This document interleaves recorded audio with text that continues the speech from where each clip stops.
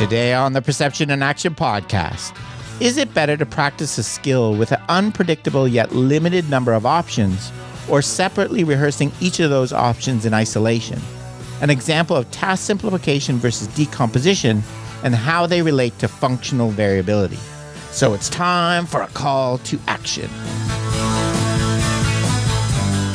Hi, this is Rob Gray from Arizona State University. I've been on a now over 25-year journey as a researcher, professor, and high-performance consultant to understand how we acquire and adapt our perceptual motor skills. Welcome to the Perception and Action podcast, where I discuss how psychological research can be applied to improving performance, accelerating skill acquisition, and designing technologies. Now on to the show. Hi, everyone. This is Rob Gray from ASU and Perception Action podcast, back with another article review. In this episode, what I want to look at is a study looking at volleyball practice, and particularly practicing the attack in volleyball, comparing different practice designs. So this is going to be another one that makes a direct comparison between an ecological approach, in particular kind of using a CLA approach, with a more traditional method. I also think, as we'll see, it's a great example of task simplification as opposed to decomposition. So of that in action. So this is the study, How Functional Movement Variability Facilitates Successful Skill Adaptation During the Volleyball Attack, by, among others, Eduardo Ruggiero and Keith Davids. So this paper is, as I said, is going to compare this method, an ecological method with more traditional coaching. So as way of background, they point out that, a growing body of research is showing that learning a skill is a nonlinear process, which involves searching for solutions, right? Being able to solve problems fits perfectly with in the ecological dynamics framework, which moves away from the idea that we want to reach this idea of automaticity through mental representation to more, active problem solving. So they focus on talking about ecological dynamics, the notion of representative task design. The idea that we instead of breaking a skill apart, decomposing it, and all those things, we typically see, we want to manipulate task constraints to make affordances, opportunities for action available to learners to explore and find their own performance solutions. Affordances, plural. That's a key thing in this paper is going to be practicing with more than one option available to the athlete, more than one affordance, right? So that's kind of what we want to do, what they want to look at in the study, okay? So they're talking about volleyball attacking, the horizontal approach to the net to spike a ball. We can manipulate various constraints, the ball flight time, the angle, the location of the blockers, etc., and so on. If we carefully manipulate, we can see how the skill emerges in the face of these constraints. So there's how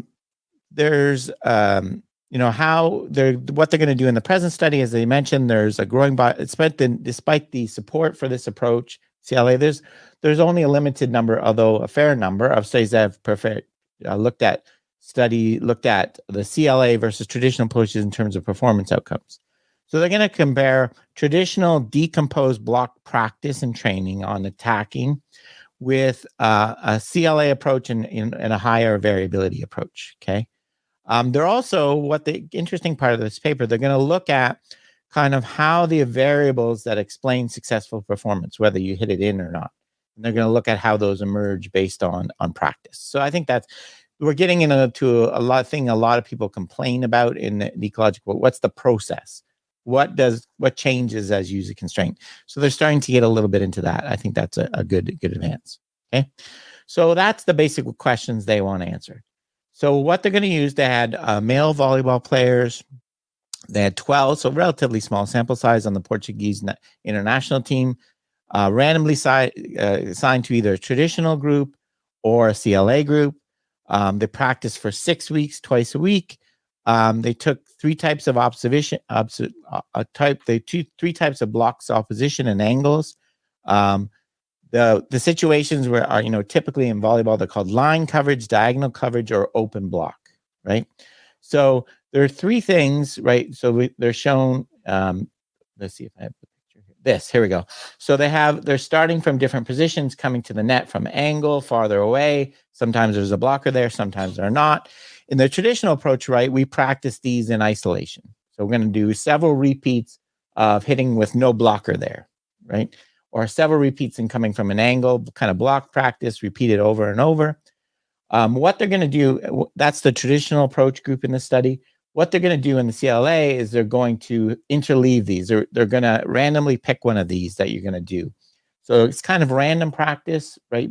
As I mentioned at the start, I think this is a great example of task simplification, right? So if we can't, if we want to work on developing the skill of attacking, we can't just play a game and have everything completely open and have every possible option available and alternative possible there.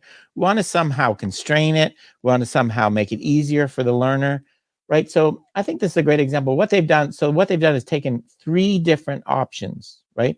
3 different possibilities and put them together, right? So a relatively small number, right? You don't need to have everything present in the game there in practice. That's one of the key things we kind of mix up about representative design. We can just have 3 affordances, 3 options, 3 constraints available. The key factor here is the person doesn't know beforehand which is going to be, right? That unpredictability and unknown is so critical, right? They have to pick up information and make the decision on the fly. They don't know what they're doing beforehand. That is the central piece to this. You don't need 400 options in practice, but you do need a decision make. You do need them to have to be able to decide what they're doing without knowing beforehand, right? Which is what happens in block practice. You know there's going to be no blocker because you're practicing 20 times with no blocker, right? So that's going to be the comparison, the 2 groups. They're going to measure intervention, after the intervention, a follow-up test.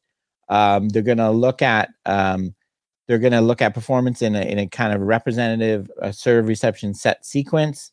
The total of 108 attacks with zone floor blockers, 18 attacks one at a time to avoid fatigue. Right, so they're fairly representative pre and post tests. Okay, as I mentioned, this is a zone 4, right, where they're making their attack. Just to go over the training again, the traditional training is performed in a block practice. They knew the same attack over and over before moving to the next one. They knew what type of attack it was going to be beforehand. And so very traditional. Let's work on this today and let's do it. I get this a lot. We get this a lot in my sport too, baseball. Let's field a ground ball going to your left, right?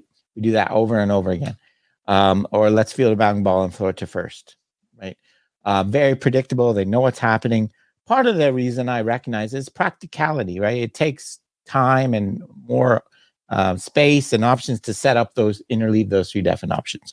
But so this traditional training where we block something and there's no decision in the person, they know exactly what they're going to do before the play starts. What I'm trying to say is it's still very, very prevalent. At least I see it. The other group practices the same 3 situations, but they're interleaved. They're randomly interleaved. They don't know beforehand where they're going to have to go with the ball, whether it's going to be a blocker. So it's kind of random practice. They're not training in isolation. They're infusing variability and critically decision making. Right? They have to pick up decision information to decide where to go and how to move. Okay, so you don't need a million possibilities. They only have 3 here. But that's showing that. Dependent variables, they measure 2 performance, successful attacks, so the ball hit over the blocker but hit in. And they also looked at these kind of process variability. They looked at how the variability of movement was reorganized. What measures of execution best related to successful and unsuccessful attacks, right? So they looked at a variety of different things. Basically, they looked at a lot of different kind of kinematic variables, okay? They looked at the end of the planting step. What was the lateral and the kind of lateral longitudinal deviation, the participant center of mass? Okay. Then they looked at the jump. What was so they're looking at some of these kind of variables, and they tried a lot of them in a multiple regression and looked at these things. Okay. So overall, what did they find? What's the basic rate? Overall, there was more successful attacks after the CLA training, where you have variability. So this is before, there's no difference. After, you're seeing some difference, they're not significant. At retention, you're getting significantly more successful attacks by the CLA than the traditional group, right? So very consistent finding. Giving people a learning under variable conditions where you have to make decisions, things are simplified, not decomposed, you get much better performance, okay? They also looked at interestingly, they looked at these process variables. This is showing the lateral variability of their center of mass and longitudinal variability of their center of mass, okay? And what you can see is it looks like you want high variability in this and lower variability in that is successful attacks, right? So again, not every movement parameter you want variability, you want different degrees. So you can see this is what developed through the practice. You get these different variables that relate to whether they were successful or not. So not going to make too much of that here, but I think it's an interesting start in trying to identify what is changing in practice, what aspect of movement, what's the process, okay?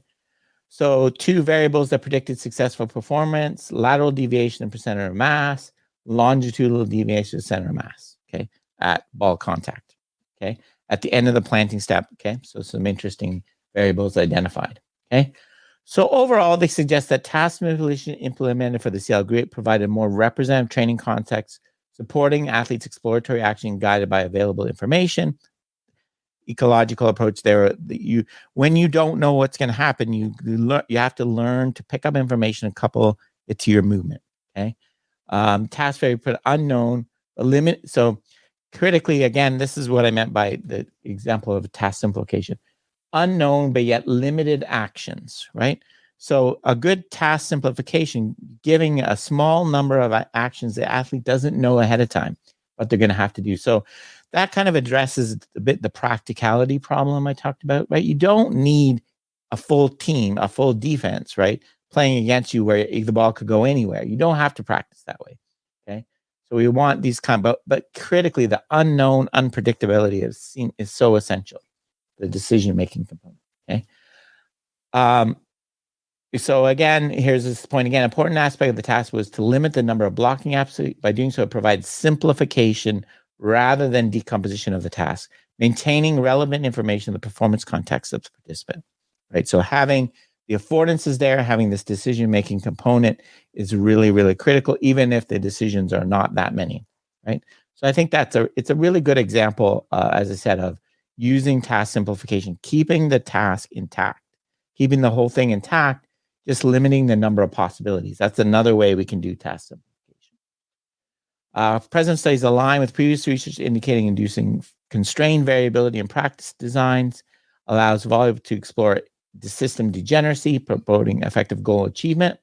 You're learning different options. Practicing attack with unknown yet limited number of blocks action resulted in better performance outcomes. Then separately rehearsing scenarios of block observation known in advance. When they can predict it, that's deadly, right? It's a totally different task when you can predict what you have, when you know what you have to do before the play starts. I've talked about this before. Planned movements are completely different than unpredictable movements, right? So we need to practice. That's a key element of representative design. Affordances present, more than one option. Okay, that's it for today's episode. Remember, you can contact me at robgray@asu.edu or follow me on Twitter at ShakyWeights. To find out more about the podcast, please check out perceptionaction.com.